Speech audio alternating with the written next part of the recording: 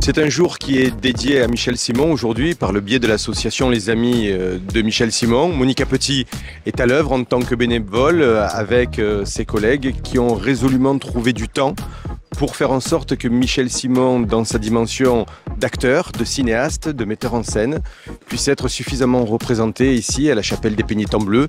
Et c'est pour ça qu'il faut venir et y venir nombreux. En créant l'association Les Amis de Michel Simon, nous avons aussi fait en sorte de chercher des documents sur Michel Simon, comme on peut le voir ce soir, des affiches anciennes qui sont difficiles à trouver parce qu'il y en a très peu. Il faut savoir que Michel Simon n'était pas qu'un acteur, il était aussi chanteur, donc nous avons mis des disques en affiche.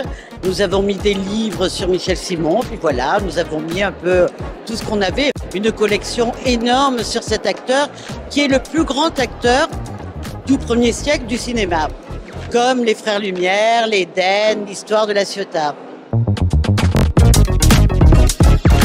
Le même jour, on pose la première pierre de la rénovation de la propriété Michel Simon et l'après-midi, on inaugure l'exposition qui montre une partie du fonds Michel Simon.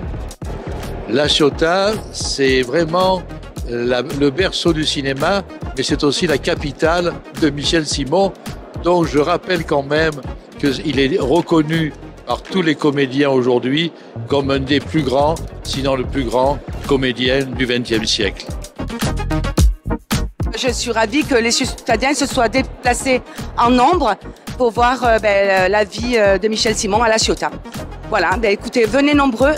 Il y a des endroits que vous allez reconnaître, qu'ils ont disparu, mais que vous allez vous rappeler des lieux à la Ciotat. Donc ça vaut vraiment le coup d'œil de venir voir cette belle exposition.